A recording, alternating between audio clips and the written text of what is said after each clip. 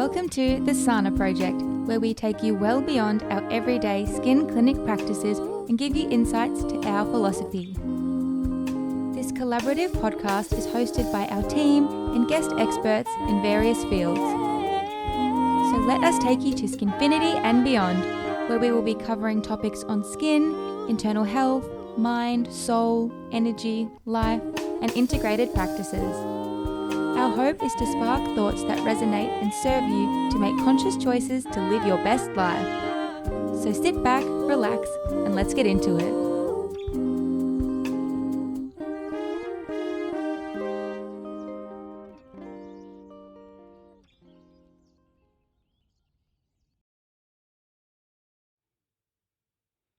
Hello and welcome back to our actually very first episode of the Sana Project in 2024. We have had some minor technical difficulties, which is rather silly, but we're going to start this year off with a very special guest. We've got Tamara Reid with us here today, and for anyone in our industry, she doesn't really need an introduction, but for anyone else that might not be familiar in our skin and beauty world, Tamara, welcome. Thank you. Thanks so much for having me. Very excited. Now, can you give us a little bit of a rundown of how you got in the industry, what you've been doing in the industry? Yeah. 18 years now in the Wow. industry. I started a resort management diploma and I went into spa, so you could choose like dive, water rec, and I was not an underwater girly, so it was spa, and came out with a diploma of beauty therapy as well. Yep. Spent a couple of years in industry, did the cruise ships thing, came back, did franchise for day spa, went into national education, business development for a laser company and a skincare company, cosmeceuticals. And then I was traveling around loads and loads of different salons and spas and clinics all day, every day, and people were asking me 101 questions, but the common theme was, please don't tell anyone else our conversation that we're having today. And I just thought that was absolutely bananas, because I want to talk to everyone, and I don't think in our industry there should be, secrets, you know what I mean? Or like, if I have an answer to something, why wouldn't I help somebody else?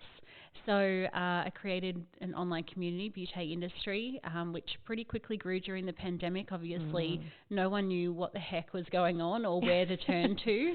At the time, I didn't have kids, and it was just me and my partner in Queensland. So I just helped the community, which grew us to 10,000 in there. Wow. And yeah, we had a beautiful podcast, events, a membership as well. And then through that came more of a formality, because when we were taking things to government and I was saying, hey, we've got 10,000 people in this community and they don't know what to do. They don't know if they can treat or not treat. Can they deliver products at home or during the lockdown? What the heck do we do? And they were saying to me, but how many people on your membership do you have? And I was saying, 250 on the membership. And they said, yeah, but you don't have 10,000 members. You've only got 250 members. And I was like, yeah, but in this group there's 10,000. And they were like, no, it doesn't matter. So to more formalise that process, I built ABIC with Gay Wardle, Faye Murray, Sandy Chong and Carla McDiarmid. We stood up overnight an industry association, which is still running today. And we merged those businesses in together. But at the same time, I became a mum to my first son, who's now 3. Life turned absolutely upside down. And so I sold those businesses and I went into full-time employment with a software company, which is Timely. And now I'm Global Head of Strategic Partnerships over in that space. Oh my goodness. So that is incredible. And I remember when I first came across you on social media, that would have been roughly around just before anything COVID ever hit us.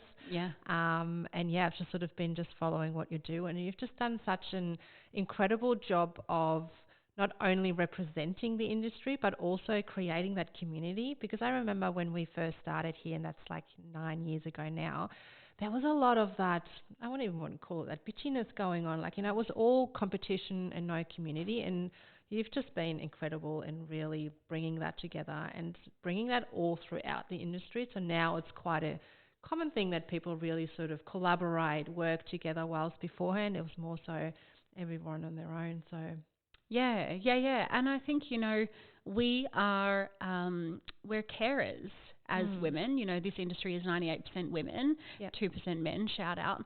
And we care. We really do care. So this competitive, bitchy, cat-fighty nature, like what? Where did that even come from? It's just silly to me. Yeah. And so, thank you. That's really lovely for you to say. So you're obviously also an incredible businesswoman in that regard, and you do have your latest business baby, Skin Olympics. Tell us a little bit more about that. Yeah. I mean, somebody said to me the other day, why do you keep doing things to this industry? Like what's, trying to find the dirt, what's really your agenda? And for me, like this industry is all I've got in terms of career, right? Like I'm a beauty girl. I was a beauty therapist at heart, by trade. I have been in this industry for 18. I want to be in it for another 80, so I want to keep developing things that keep the industry moving, keep it progressive. And so there are award platforms out there at the moment, but a lot of them do just focus on the business owner or the profitability of the business or how many treatment rooms a business has. And I just thought, why is no one championing the therapist, right? Because without the therapist changing lives of the client's skin, there would be no business. Yeah. And that's where the Skin Olympics came about. So we focus on 5 different categories: clearing, calming, brightening, hydration, and revive for anti-aging clients. And it's just to recognise and reward and support the therapist so that they feel like and they understand that this is a career for life and you can progress your career. And that's really so cool, because often you just get stuck in, doing the thing that you do on a daily, but to really sort of come together for that, and even just being able to showcase and celebrate, what you have been able to achieve for a client. And you've got some incredible judges on your team as well. Yeah. How many are there all of? There's 8 judges. Okay. Yeah, and that's the thing, I really wanted the judges who were going to look at the applications to be specialists. Yeah. So they have to live and breathe and touch and understand skin almost on a daily basis for them to be able to look at a before and after or a client journey and say, yes, because, or no, and. And so, we've got corneotherapists, we've got natural health practitioners, we've got people who specialise in menopause, we've got a dermatologist on there, we've got a dermal therapist on there. So it really is like the creme de la creme of skin who are looking at the applications. Yeah, that is incredible. I honestly love that. And I told you this before, but I might as well share my shame. We actually were going to enter as well, and we missed the deadline. So next year we're definitely going to do better. But yeah, so one of the first things actually that I sort of remember you for, and I don't even know where in your journey that was, you did this little experiment of like a mystery shopper thing where you used to go into clinics and salons, had a treatment of some sort, and then almost provided a bit of feedback. And I have to tell you, at the time I was mortified, like if you would walk in here and no one knew you, anyway. But I think from that, we want to kind of relate this episode back to the clients as well. You obviously know and have been to so many different businesses out there, and everyone is doing incredible things in their own way. And I like to be not biased here at all. Obviously, we do our thing, but there are so many different pathways on how you can treat skin, how you can look after clients, how you prescribe or, sort of recommend products.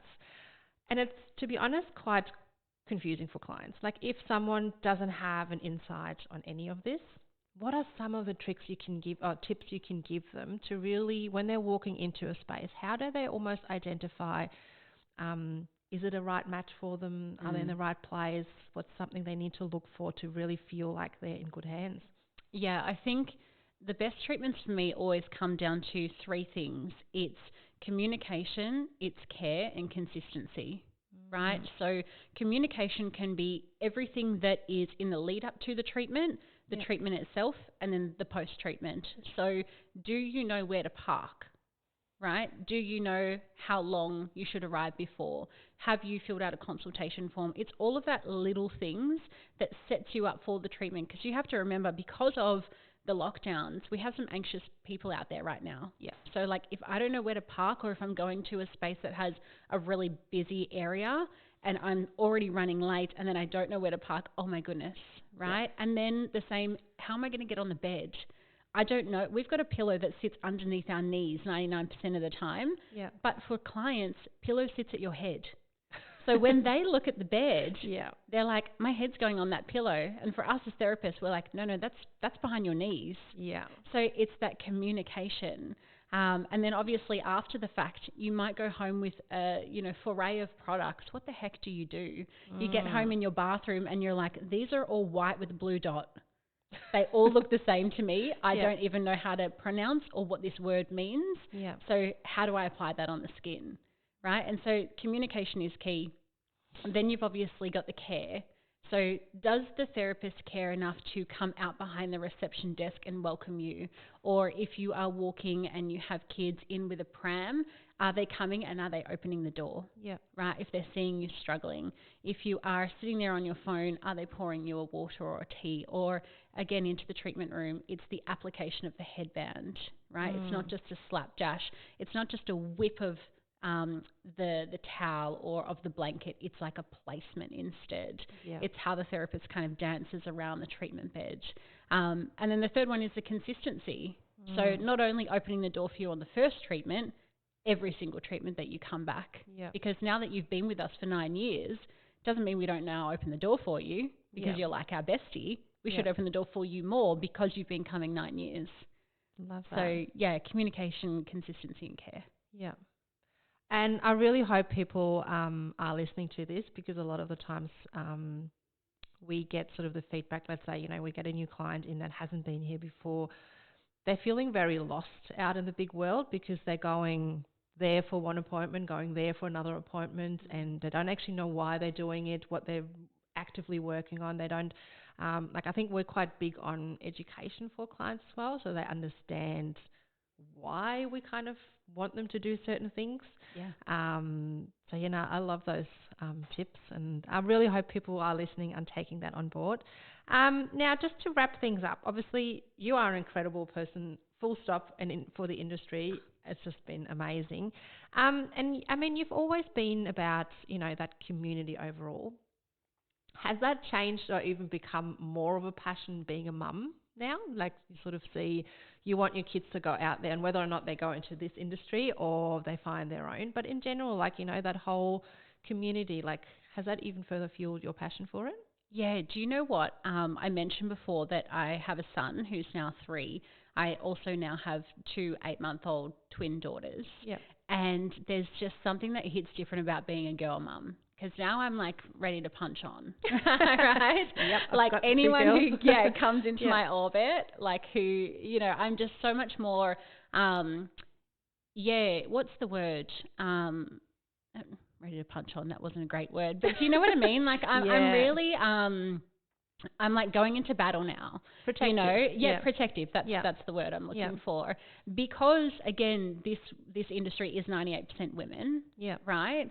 And I have had some horrible bosses, horrible managers, horrible leadership that I've surrounded myself with across this industry, and even, further, in like teenage employment. But I am like, no, now that I've had these girls, this kind of toxic positivity and just crappy leadership does not fly. So I'm just so much more protective of this industry than I ever was. And I guess I bring that into the community in terms of the Skin Olympics, because I want to foster and nurture and reward and recognise the upcoming talent. But at the same time, I want our industry to be great leaders. And right now the industry is like what I call in the microwave, because it's a bit crazy out there in the moment. There's a lot going on. I don't know what is going on, but it really it gets my back up, and it makes me really passionate, because I'm like, this is so like 2008 industry. Even I can't remember, there was some drama going on again in the industry, and I just, I don't often comment on things, but for me it was just like, what, it's actually really sad to see, because I thought we have come such a long way, but it's obviously there's still some people out there that still, sort of do the behind your back talking, things like that, and just the whole down, like everything is just negative. And totally. And you know what? I'm 34, and I feel really confident in myself as a woman, and I know my place in the industry. I know my place in my career and where I want to go. But I think if my girls were 16 or 18 or 21 entering the industry, hell, 34 entering the industry, and they saw all the rubbish that happens, I don't know if some people would be able to handle that, you know, and then they go into being a personal trainer or a nurse, and our industry loses great people because of all the craziness. Oh, it's so crazy. Like we've had, two therapists actually, they started here very, very young, and seeing them flourish in their confidence growing, their personality coming out, they're just gaining that confidence in even just, you know, speaking to people, which, you know, let's face it, as a generation at the moment, they text more than they talk. So that was even a challenge. But being able to nurture that is such a great reward. Whilst if you then sort of talk to people that, they do get into it and get absolutely smashed with work and the whole culture around it, so they go, no, that's not my thing. That's exactly right. And I just think at the core, what we're doing is caring for people. We are using our hands and our hearts, and we're connecting and caring in the treatment room space. Your mindset, your purpose has to be nothing but pure in here. And so, that's where I'm definitely more passionate about community than I ever have been. And I've always been 110%. Now I'm like 160. Yeah, I feel like, because like, you know, just watching you from a distance, I feel like you found another gear. Yeah. That's exactly right. So, well, thank you so much for coming today and having a chat to us today. And we can't wait to watch what else you've got coming. But likewise. Thank you for having me in your space. I appreciate it. You're welcome. If you enjoyed this episode, share it with your friends and get involved in our socials to help shape the topics on this podcast. We'd love to meet you. You can simply book from our webpage or reach out. We are here to help.